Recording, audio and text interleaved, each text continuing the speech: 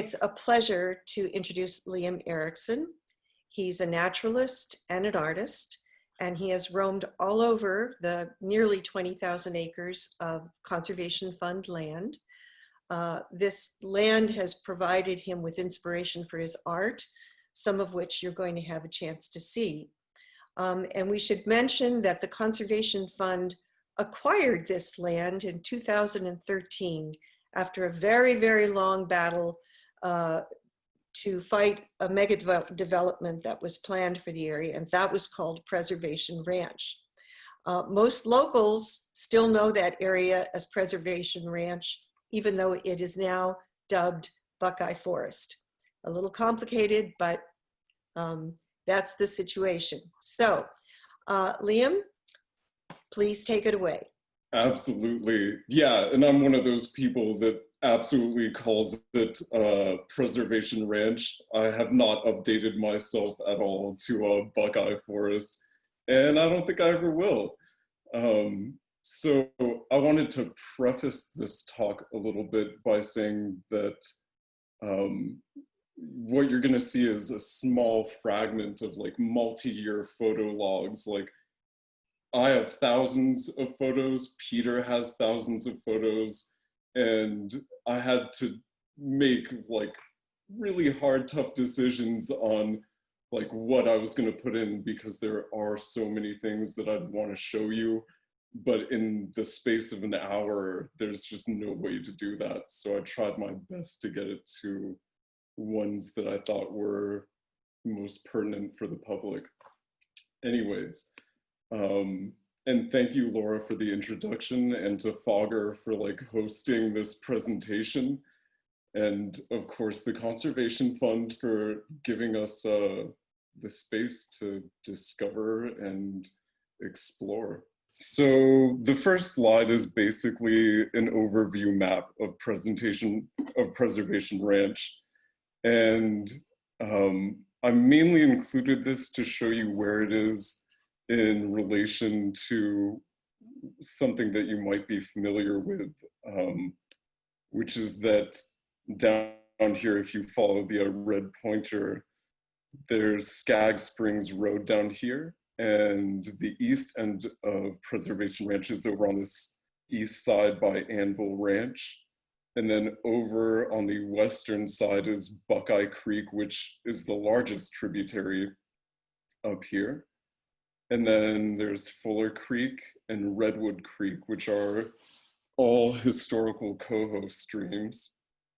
And I have to admit that I've only explored part of Preservation Ranch because the terrain is just so treacherous. There's steep talus slopes, and you have to go back through each season to see what one spot has to offer. So, you know, if I go back to a grassland in April, it's gonna have something different in May, June, July, and August. So it takes repeat visits. So I'm kind of systematically going through and covering as much as I can. And even over the course of covering this land for years, I still haven't seen over half of it. So what I'm showing you is like my version of the sampling that I've done, along with Peter Bay's help. And can I move that screen? So the first thing that I'm going to talk about are the broad strokes of the habitats that we see in Preservation Ranch. And the biggest dominant one is deciduous coniferous forests, where we get tan oaks and Doug firs and redwoods and maples and madrones. And this is a view looking from one of the grasslands over towards Fuller Mountain. And this was like a recent trip within the last week or so. And then the other habitat that I think is probably the most significant are the grasslands. They contain a high diversity of plants. Animals love them for foraging, and they happen to be important historical sites. most Pomo villages, Kashaya and Southern Pomo, were on grassland hills. You're not going to have villages or camps in cold redwood canyons that are damp and filled with mosquitoes. That's just not a thing. So grasslands are important for that reason. And Preservation Ranch has some historical Pomo sites, but most of the major villages and camps are in private hands. So Preservation Ranch is a tiny little peephole into what's in the greater watershed. And we get multiple versions of them. The other version of grasslands are serpentine. And on the left, you get this serpentine outcrop that's been exposed through erosion. And you get plants that are specifically adapted for like low nutrients. And these rocks are also leaching heavy metals. So you have to be able to tolerate that as a plant. And there are very few that can actually do that. And it's not that they can't exist elsewhere, it's that they get outcompeted elsewhere. And on the right is a fragment of that beautiful serpentine rock. It's like turquoise to teal to blue. And a good example of this, which the public actually does have access to, is Warm Springs. That has beautiful serpentine that you can actually look at and explore.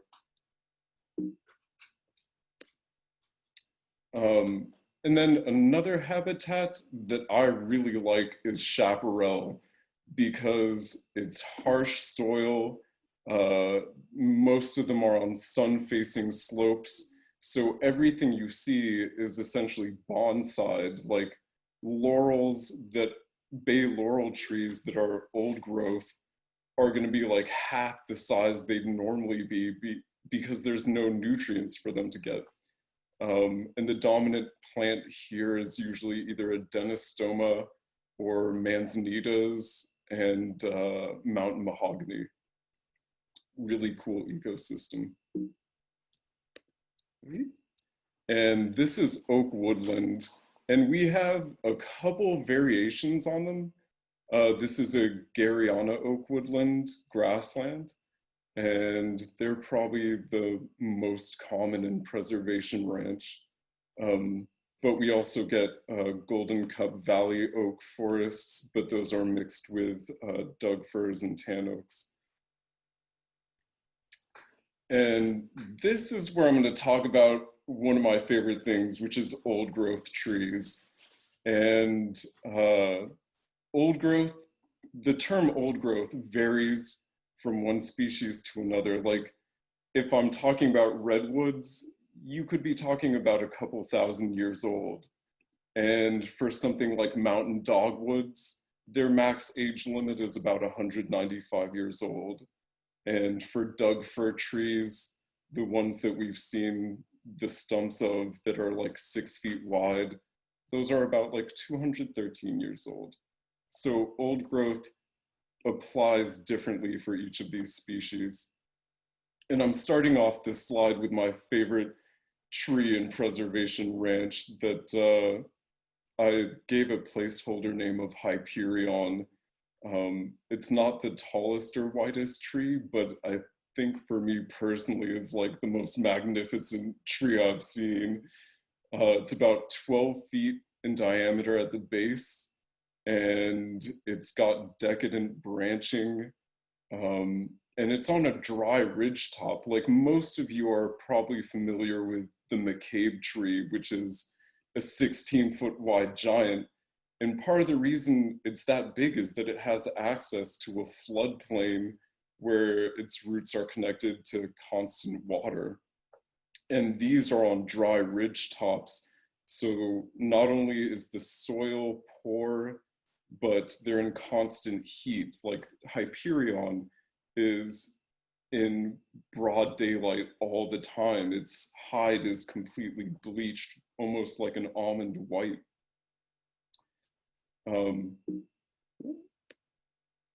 And this is the largest tree that I've seen. It's about 16 feet in diameter at the base. And the reason it is so incredible is that it has a goose pin, which is a hollowed out trunk base.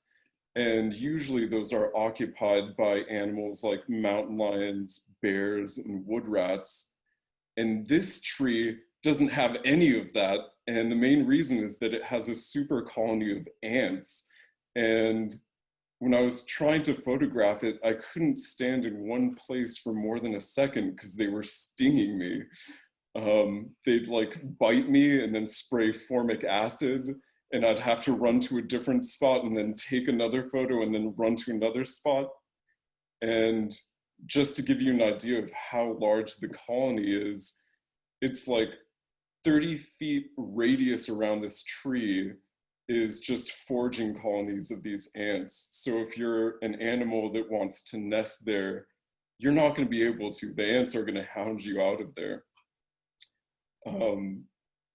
And that's kind of one part of the interior of that tree. You can see that there's been no recent activity. There's like some wood from some wood rats some years ago. This is another old growth. And the importance of old growth redwoods and really old growth trees in general is that, you know, as trees get older, they lose branches, and that creates cavities. So you get areas where voles, swifts, and bats can roost. And like I said, goose pins house the animals. So when you're talking about the importance of mature forest, you want to have trees like this. And it's not that they have to be the only thing. In Preservation Ranch, most of it is second growth forest. But if you have trees like this, then you're giving a home to animals that are transient. Like mountain lions aren't going to den in one of these trees for their entire lives. It's part of a large range that goes well beyond Preservation Ranch. This is another old growth. This one's about 13 to 14 feet wide at its widest point. These are two from Elk Creek. And Elk Creek is a tributary that has one of three old growth stands that I've seen of redwoods. And they range from 11 feet wide to about 14 feet wide in diameter. And this is a sugar pine tree. And this is something that's a Sierra and disjunct. They come from a much wetter period in our history where we actually had like snowpack. And in the Sierras, they get about 11 feet in diameter. And here they're about 6 feet in diameter on average for the older trees. And they're historically important. Kashai would climb these trees to harvest nuts. There was a taboo around harvesting while your wife was pregnant. And there's also a story where if you harvest during this taboo period, a pine nut giant would come and grab you off the tree and then drown you in the river. So I just thought that was like a really cool mythic story for these sugar pine trees. This is a golden cup valley oak, Quercus chrysolepis. And this is about 8 feet wide and probably 100 feet tall. And that's just an estimate for height. It's one of two individuals. It's the largest oak tree I've seen in Preservation Ranch. This is the second individual. And it has poison oak growing out of its tree cavities. And there are chipmunks usually hiding in these tree cavities, and some of our Douglas squirrels. This is a beautiful Garyana oak that it's so old that it's fallen over and it's created these vertical trunks going upwards, which is usually a sign of an old tree plus intricate branching up here. really beautiful. This is one of 3 individuals that I found on the slope. This is a tan oak. These are historically important, like not just with Kashaya and Southern Pomo, but also adjacent tribes. Like they did carbon studies that pulled acorns that are from 6000 BC. So indigenous communities have been using these acorns for an incredibly long time. And Kashaya turned them into acorn mush or acorn bread in earthen ovens. And you usually start harvests in autumn. And I think some tribes are still practicing Acorn Festival. This is an old madrone, and this one is about 4 feet wide. I'm sure that there are larger specimens elsewhere in the upper watershed, but as far as Preservation Ranch is concerned, I think this is the largest individual we've seen. This is a buckeye, an old growth buckeye. You can see that it's got this moss covered hide right here. And if you're on a dry slope and you see moss and lichens, that's another indicator of age. These are important because they were used as fish toxins. So when Kashai were fishing, most of it is on these little tributaries that you see in Preservation Ranch, where you can dam a creek, and they would take the nuts of these buckeyes and sprinkle them into a creek, and it would stun the fish. And then you would either spear them or catch them in fishing weirs. So they're also important. And chlorogalum soap root also functions in a similar fashion. So, and they're uncommon. Like the total individuals that I've seen in Preservation Ranch are in these isolated chaparral meadows. And I don't think I've seen more than 10 or 12 of them.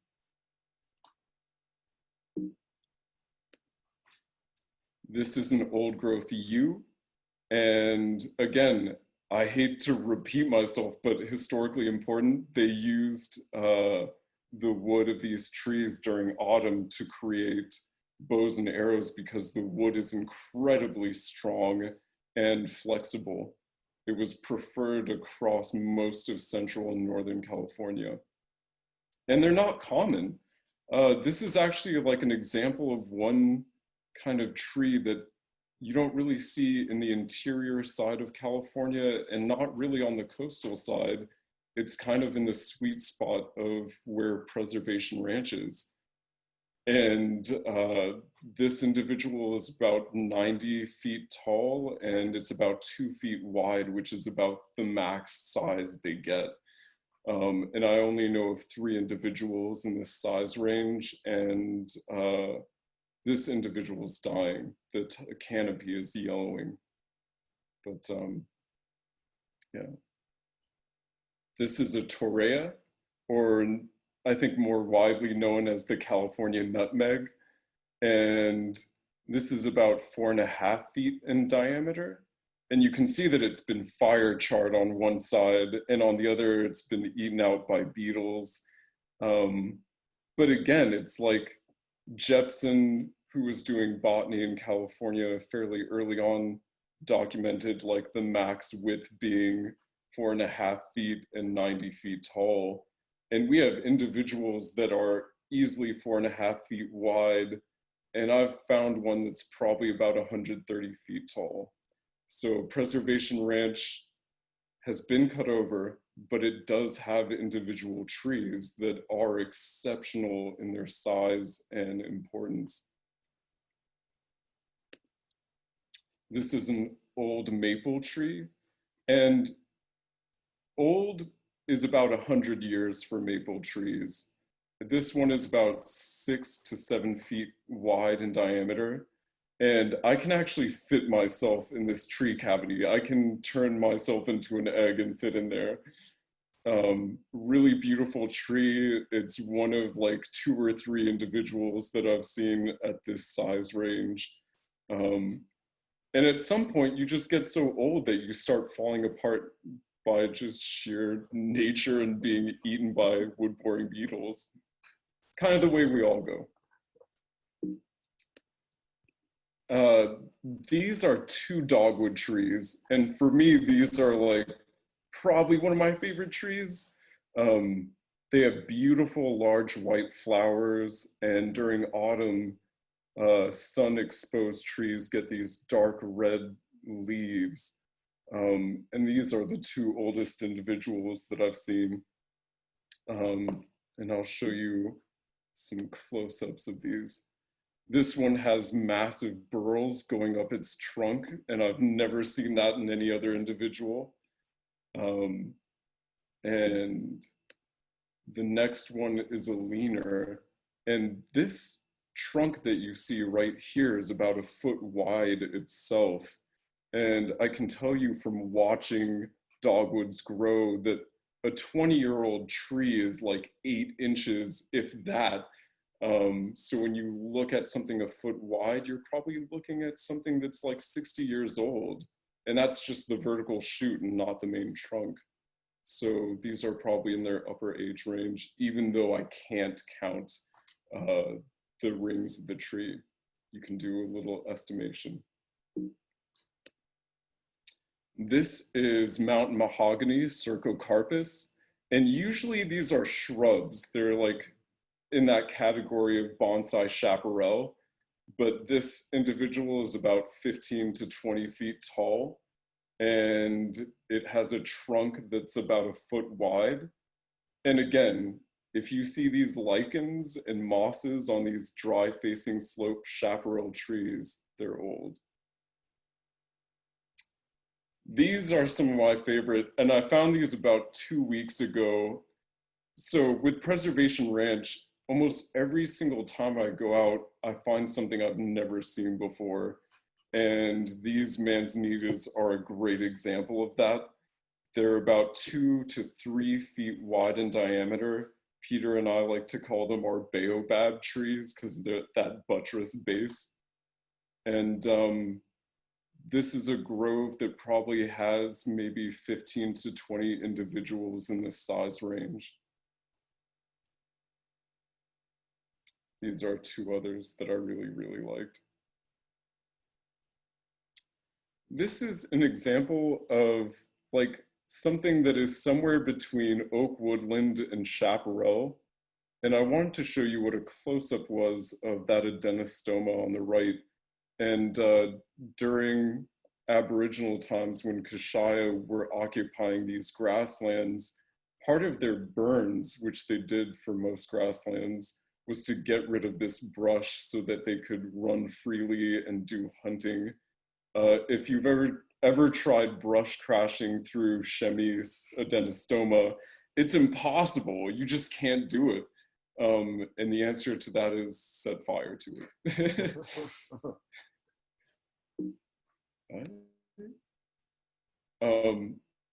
Now I'm going to talk about some of the flowers that I've seen in Preservation Ranch, and some of them are probably familiar to you on the coast, and some of them share more affinities inland.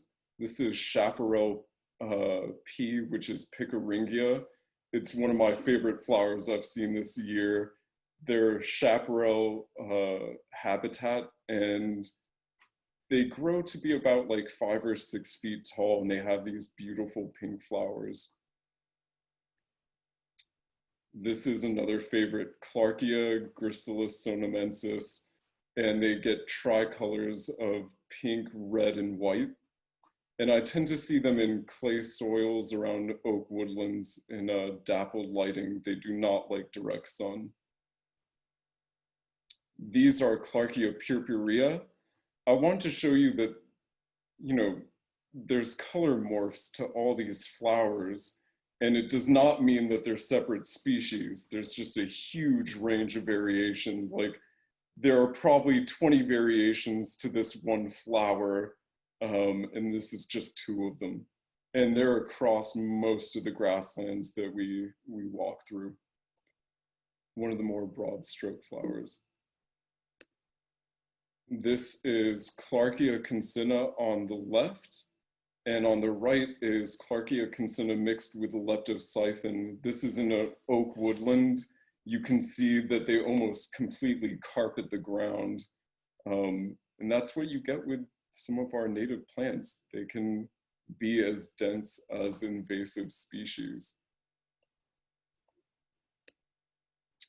That's leptosiphon on the left and Gilia on the right. Gilia, we tend to associate with the serpentine grasslands. They like to coexist with the goldfields, Lasthenia. These two are beautiful flowers that love rocky shale slopes, and they can deal with a fair amount of sun exposure. The left is epilobium, and on the right here is silene. Beautiful flowers. This is the checker lily, Frillaria. They have pixelated maculations, and I see them usually in clay soils. And this was in Fuller Creek. There's just one population I've seen in Preservation Ranch. These two flowers are almost completely specific to serpentine grasslands. I almost have never seen them anywhere else. One is the sickle-leafed onion on the left, Allium falcifolium, and on the right is the jewel flower Streptanthus. And neither of these are common, and both are on serpentine.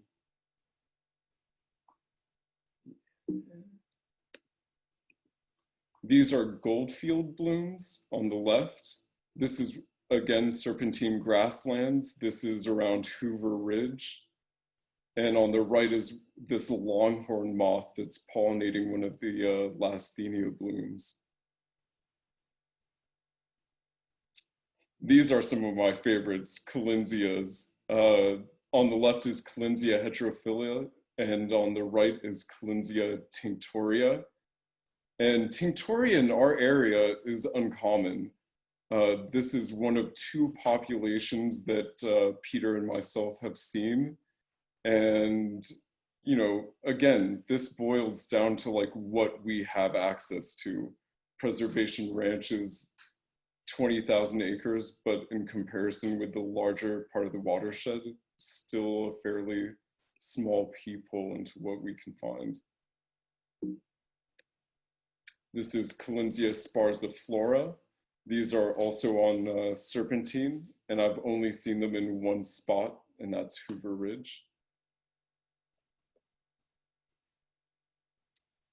These are historically important. They're tarweeds, and they acted as a pinole for the native Kashaya and southern Pomo. And this is another reason that grasslands were burned. It was to select for these tarweeds. And if you rub the buds of these tarweeds, they have different kinds of smells. The left is Hemizonia congesta, and on the right is Mattia elegans. And Mattia elegans by far has my favorite scent of any flower I've ever smelled. It's almost like a sweet balsam smell.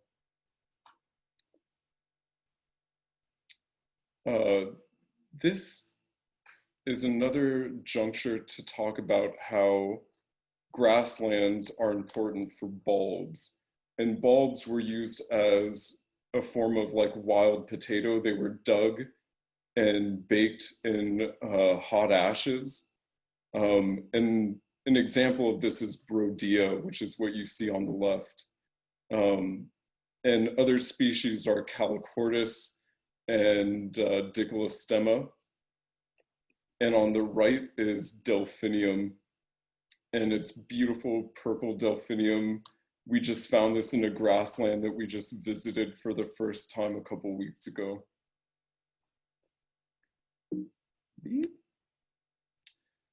So This is Tausia, and it's one of three plants that the Kashaya and Southern Pomo considered sacred. They called it Bacala, and it had a bunch of uses. It's a green that you could actually just readily eat. They're related to parsley, and they were used for good luck. They were rubbed on your body before hunting.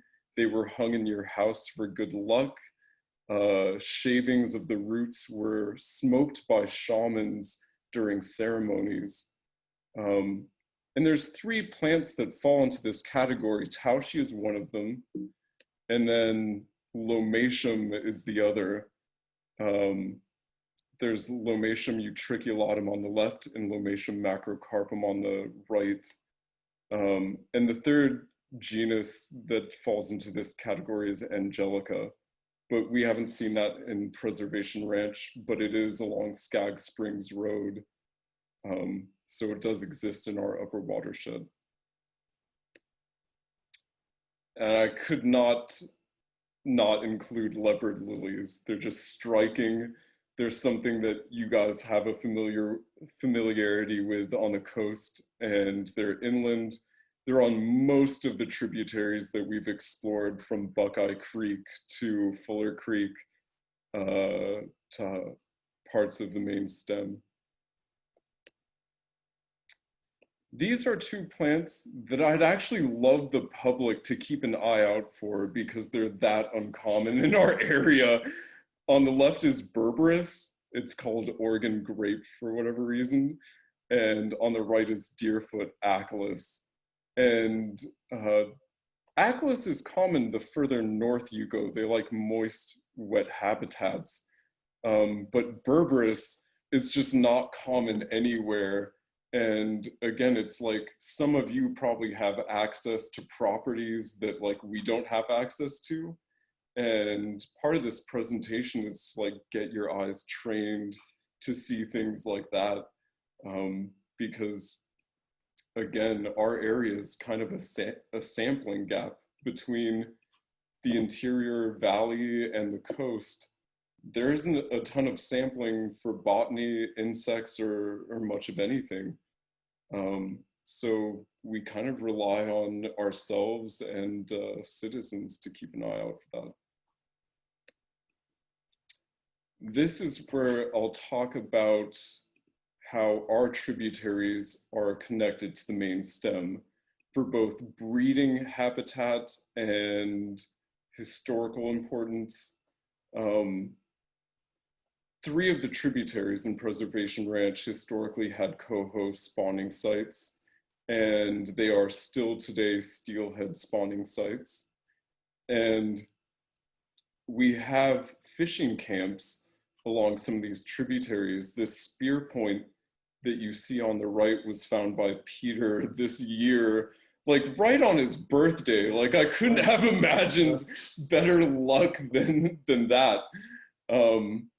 But again, it's like, you're not going to be building fishing weirs on the main stem of the river and using those saponins, the buckeyes, to use fish toxins. You can't do that in the main stem of the river. So you're relying on tributaries that you can dam. And that's partly why these upper watershed tributaries are important. The steelhead right here is a 2-foot long fish that I saw in 2019 during our deluge rain year. And I would say that if you find spear points or any kind of like remnants of Kashaya or Southern Pomo, we're right on the border of both, to leave them where you find them because they're historically important as a marker. And the descendants are still around. So, you know, you want to be respectful to the people who are still here. And these are two other points that I found on a ridge. And again, it's like some of these areas are temporary camps and villages, and they're usually associated with areas that have access to water. So you're looking for springs. And one thing that we're constantly keeping an eye out for are middens, where you get deposits of food and broken spear points that were thrown away after they had been used. This is kind of a view of what I see when I'm walking up one of these tributaries. So on the left is this dry looking arroyo. And before this point, you're looking at a creek that's filled with running water, and all of a sudden you get to this dry arroyo and it looks like there's nothing there. When in fact there is actually running water underneath that angular sandstone gravels. They've been dammed by a bedrock constriction and built up. So the water is just concealed underneath that sandstone. And to prove that point, right above it on the right, this is further up the tributary. These are like metamorphosed schist boulders with running water. There's steelhead, and you hit bedrock, so the water's on the surface again. And then above that are waterfalls. Preservation Ranch has 2 waterfalls that I've found so far, and I don't think they're the only ones. And it's also the point of anadromy. Steelhead can't get beyond this point. Usually what you see after a waterfall when you go further up are pools that are breeding newts, salamanders, and yellow-legged frogs, or mountain yellow-legged frogs. This area is beautiful. It has a plunge pool, and if you see fish above a waterfall like this, it's part of the stocking that occurred back in the mid-1960s when they tried reintroducing steelhead and coho to certain tributaries. And this is where I'll briefly mention the larger animals that we have in Preservation Ranch. On the left is bear scat that has been left behind by what I assume must be a massive bear. And you can kind of see that there are fragments of fruit in there. And that's because Preservation Ranch also has early 19th century orchards in there. So they're raiding what's left of these like remnant 1800s orchards that have apples, pears, and figs. So they left behind like a food source for these larger animals that would have never existed otherwise. And on the right are some mountain lion footprints and talus slope of gravels. I rarely see mountain lions, and when I do, it's towards the evening and at nighttime when I don't have the ability to photograph them, and nor do I want to get near them at that time. This is my favorite section, insects. This is like my forte. This is my like passion. These are Charaesa elegans. They're clarid beetles. And this is what's important about having a mature forest and mature fallen wood. Like right now we have this huge scare with fires that like we have to remove all woody debris and make it fire safe. And you're excluding the ability to have this kind of diversity when you do that.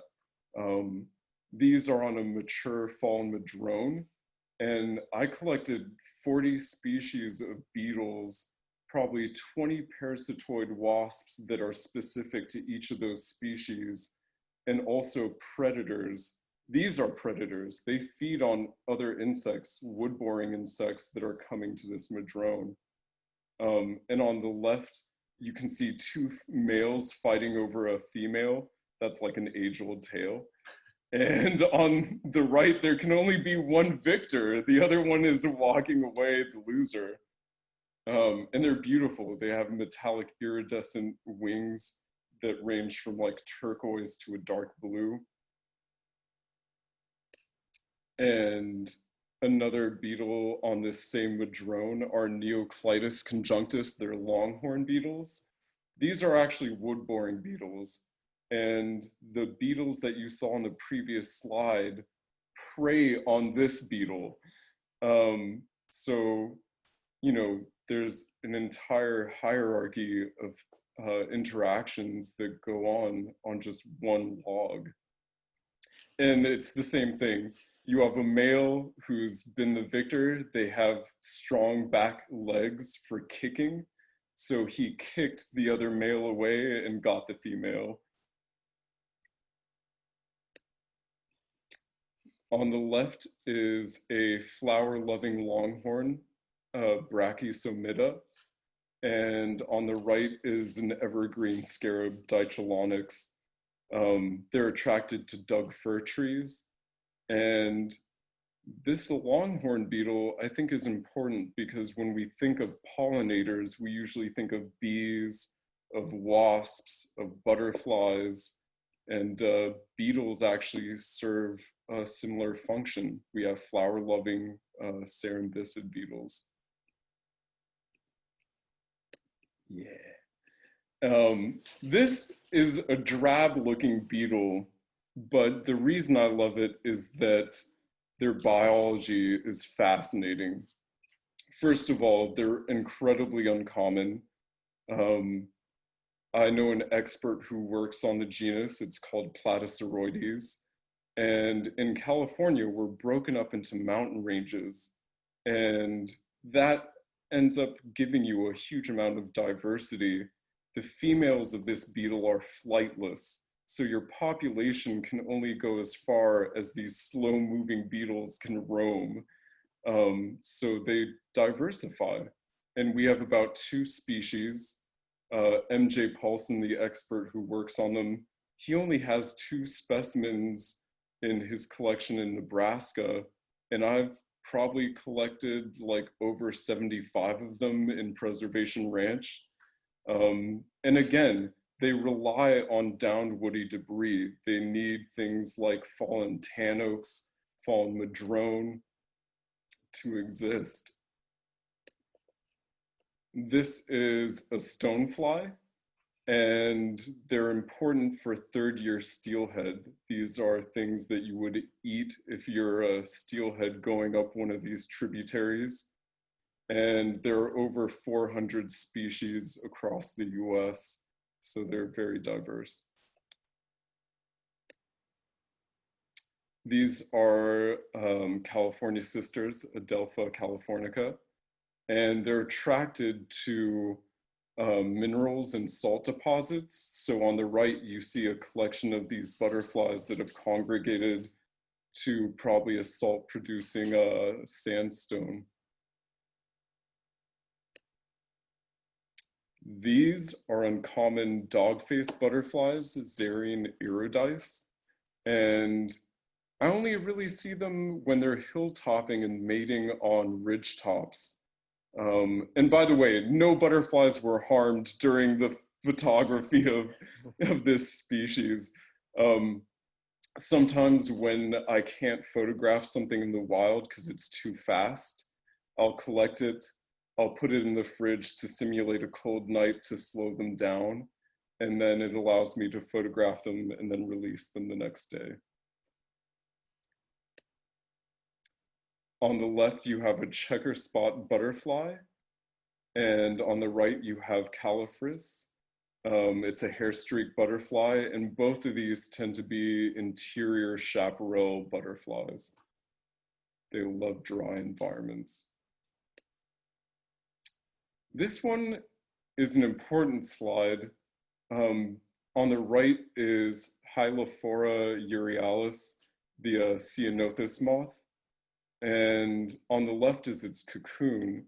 And the Kashaya, and actually really across all dialects of Pomo, they were used as rattles in ceremonies. And I should state that Pomo is not a tribe, it's a language group. You know, your tribe is from whatever village you come from. So if you come from Habui, your tribe is Habui.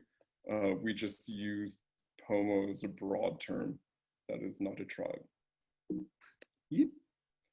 And this is an example of where we have a gap in our knowledge, where like us as experts don't know what we're looking at.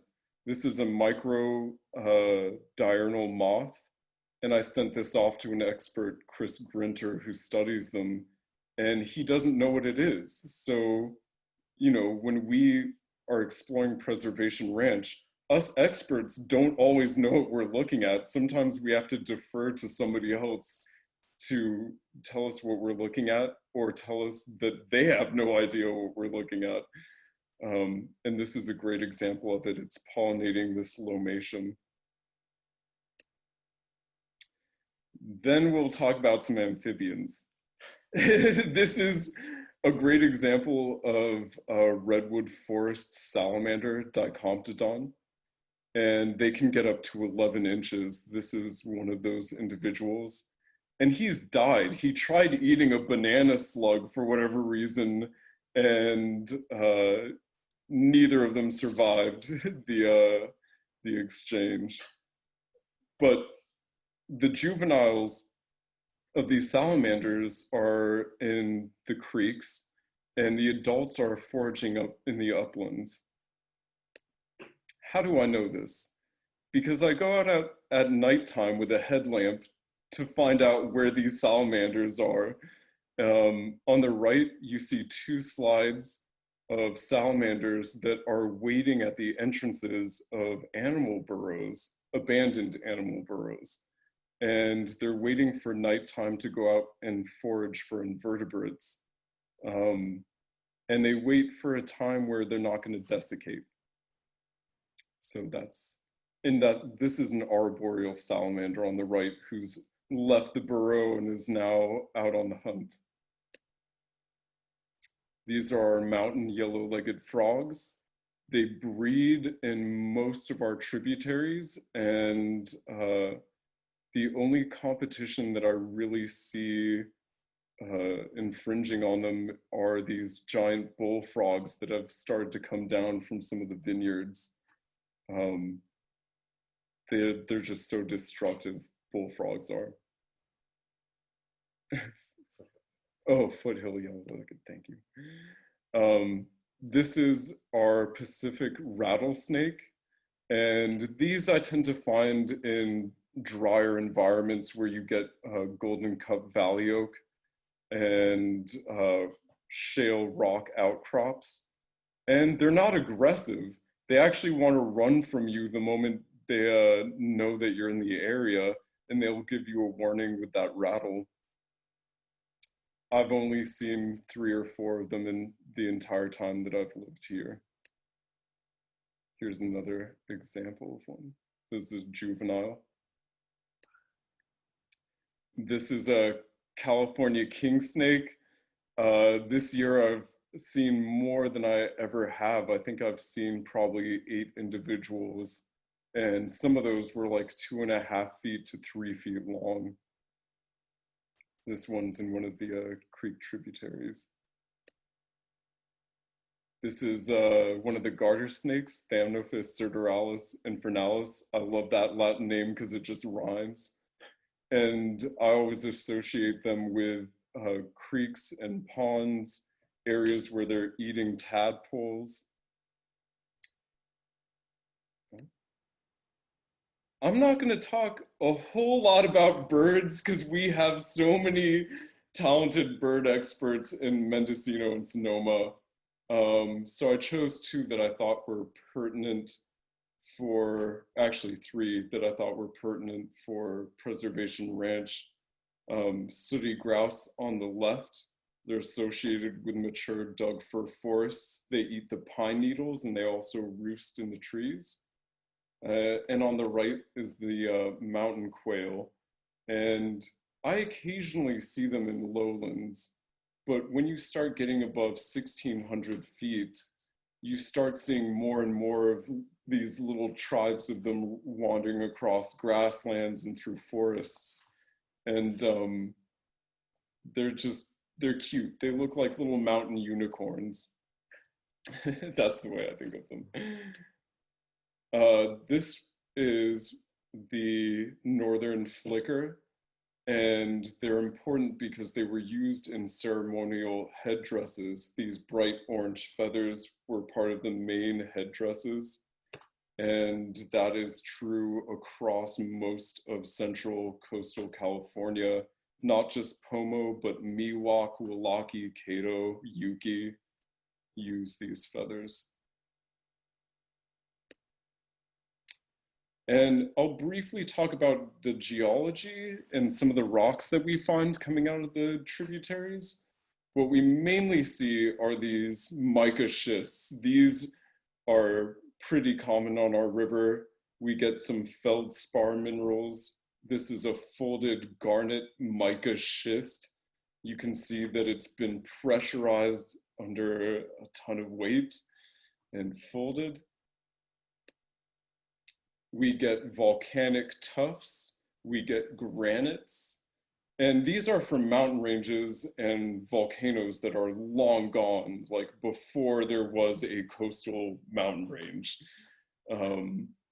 This is another example of a garnet schist and a banded gneiss on the right here.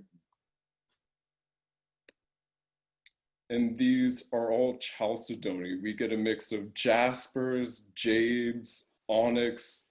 We get some flints, and they're just beautiful rocks. Like when I'm out on the river, part of my eyes are always scanning for like cool patterns and great color combinations. And our river is definitely one of the best rivers I've ever seen for just rocks in general. And finally, I'll just talk about how this landscape affects me. I'm an artist, so art is like the platform where I can take all my interests and mash them into one thing. Like, I love history, I love ecology, I love botany, and I love entomology, but they're all separate, and art allows me to like have one area where I can combine those. And they also act as like an educational tool. I use social media as a platform to like give digestible information about like the history in California. I think that we should probably all be a little bit literate in the people and the ecology that was here before us. And this print is of Cha de Walma, which is the house of the dead where only coyote and the dead may go. And it's usually depicted as a sweat house that's over a body of water. And later versions had it in an upper sky world, but that's probably the influence of Pentecostal and Mormon religions coming through. This is Yahamot. This is actually a local Kashaya myth where a mountain lion kills his grandfather for food because he's such a terrible hunter, and he gets an assist with Skunk, who knocks out elk with his terrible stench, and mountain lion finishes him off.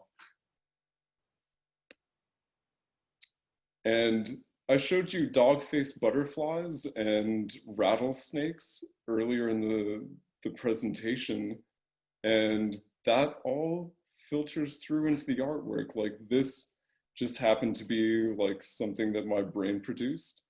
And on the right is another Pomo myth where Coyote gives rattlesnake gooseberry teeth to kill wolf's children.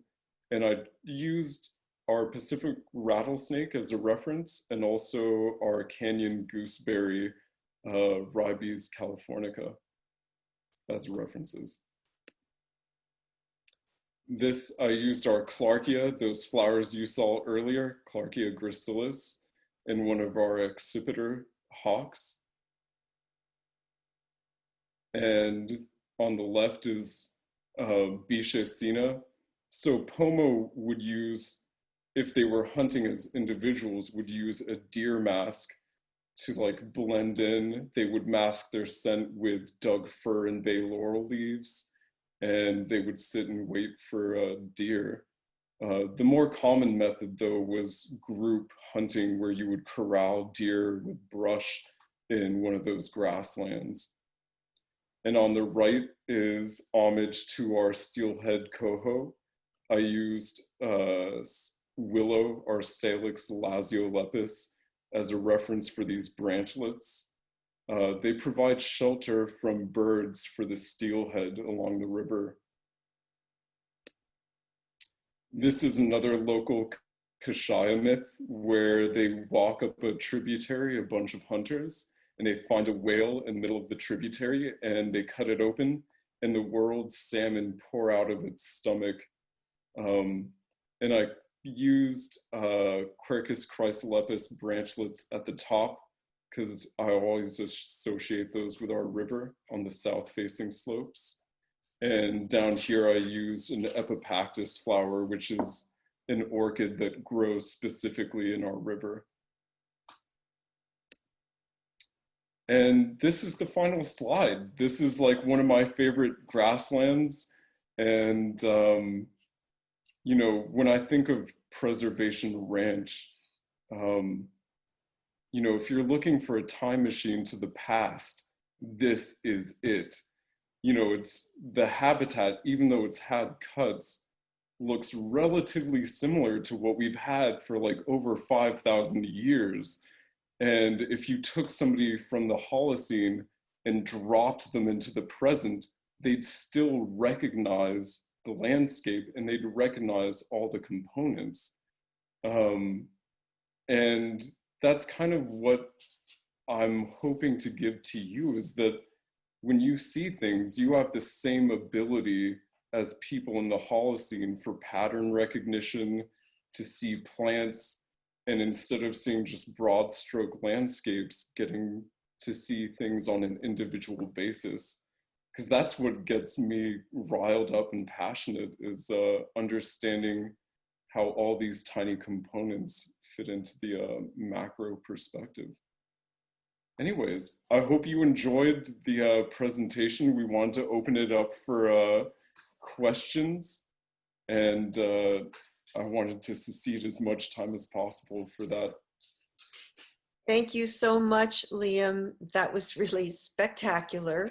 And I don't want to take too much time away from question time, but I did want to mention that your offer to people that they could email you to get information, and I'll have you explain that in a moment. I also wanted to direct people back to the Fogger website, where if you are not yet a member, we hope you'll join. We would love to have your support as a volunteer. We'd love donations. It's a wonderful organization. So be sure to take a look there, and we'll have some follow-up information posted there on the website in a day or two. Okay, Peter, take it away. We had a few questions. One of the first ones in was, is there any evidence of sudden oak death in Preservation Ranch? And that's an easy one. Absolutely. I mean, sudden oak death is all over. And it's both a blessing and a curse, because on one hand, you're losing some of the oldest trees. Like Peter and I have seen these like 5 to 6 foot wide old growth tan oaks just die in the blink of an eye. But also in that death, you get light gaps for other trees, some uncommon trees and plants to come up. So it's a blessing and a curse kind of mixed in. And did you see much evidence of former fires in Preservation Ranch, and what was their impact?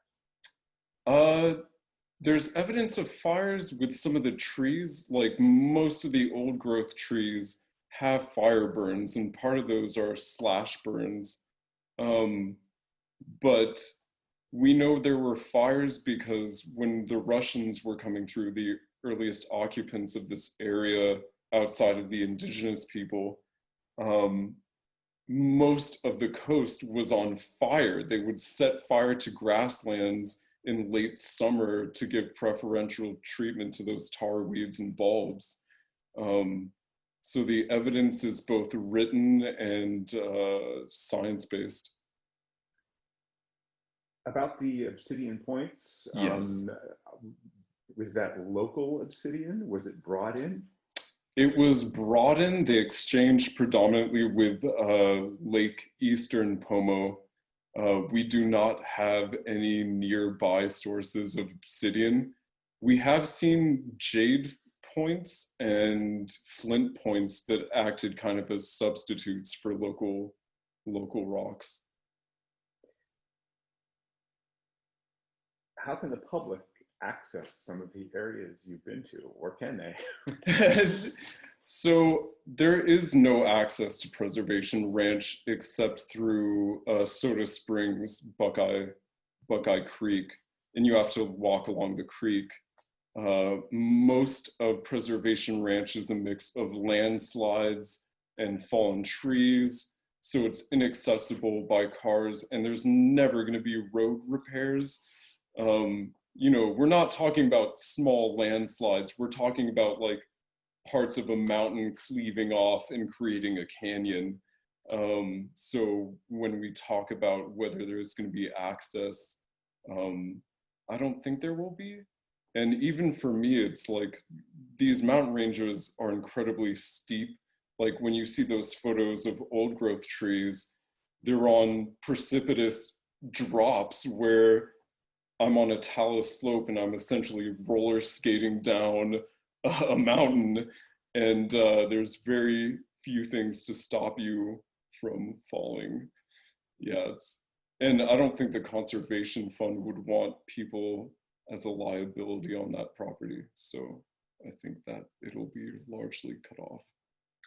For those 12-foot diameter redwoods that you're finding, can you guess at their age? Yes, we can. Actually, I wanted to talk about this in the presentation and I totally glazed over it. So there are remnants of the previous cuts where we're looking at the growth rings. Redwoods last forever. So, you know, you have examples from the 1960s cuts and the 1990s cuts and some of the early 19th century cuts. And most of the trees are not 10-foot giants. They're like 4 to 5 feet wide. And those can be 300 to 700 years old.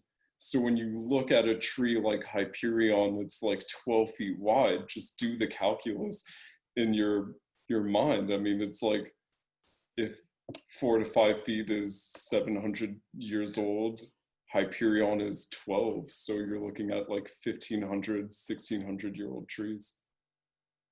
This is an important one. Will this presentation be available afterwards? Not everyone got to see the full presentation. Oh, absolutely. Like I've told Laura, the host of this presentation, that I absolutely want anybody who wants this presentation to have access to it. And I'll like have labels and notes that I didn't put into this presentation.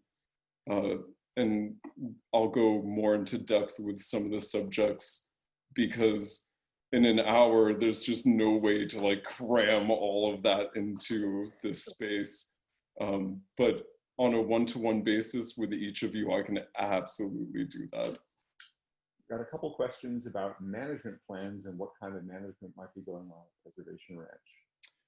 Well, I know that the Conservation Fund wants to do selective cuts, and I think part of what Peter and I are going to do are to inform them of the sensitive habitats that contain the most diversity or the largest trees so that they can be avoided. There are areas that trees can be harvested without harming, you know, sensitive habitat. There are areas that have no ground layer, no plants left because of the previous logging era. So not all logging would be detrimental at this point. Requests for social media information. You mentioned it and people would like it. Yes. Well, if you email me, I will forward you that information. I will absolutely be happy to do that. And this isn't a question, but multiple comments about awe-inspiring photographs, great information. I'm glad. I wasn't sure if I'd bore people to death and you guys would be wearing PJs by the end of this presentation. Liam, Yeah. Be sure to, can you give people your email address, please? We'll put it on a page, but there may be people who would just like to hear it now. Oh, can I write it in the chat box for everybody? Yeah. Yeah. You want to know it? I'll just put my email in this chat box, and you can email me with any questions. Probably get a lot of questions. Oh, whoops. How do I? Oh, It says to Robert Doyle only. How do I? you want to do it to everyone? With the long. There we go. And that is the brilliance of Carl's help. Thank you, Carl Dance. So I think at this point, thank you everyone for attending, for your great questions.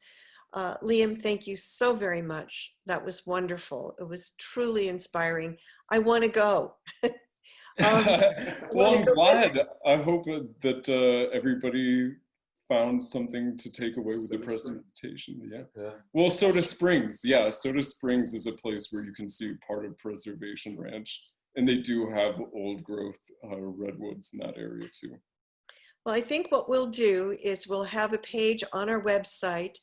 If there are remaining questions that didn't get asked, I'm sure that Liam can provide a few, some information there. And we'll probably figure out some way to do some more follow-up in the future, because clearly there's a lot to talk about. Thank you. If you contacted me in like a couple months, we'd have more. We already have a backlog of images and photos and notes, and in a couple months we're gonna be building on top of that. So great. Carl, thank you so very much for overseeing all the technical parts, and thank you so much to Peter for curating the questions. Yeah, that's it. Have a nice evening, everyone. Thank you for everyone that came in. And thank you, Laura, and thank you, Carl, and thank you, Peter, and thank you, Dave.